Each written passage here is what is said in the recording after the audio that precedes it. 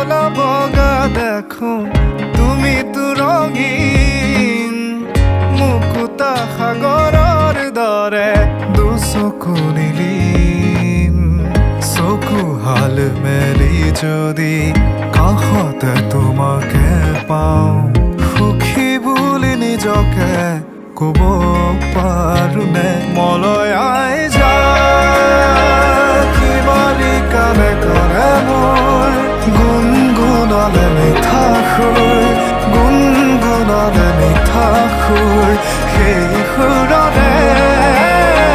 শীতানকে সাবতি লৈ সপোনৰে সঁহাৰি লৈ গুচি যামে দূৰণিলৈ য'ত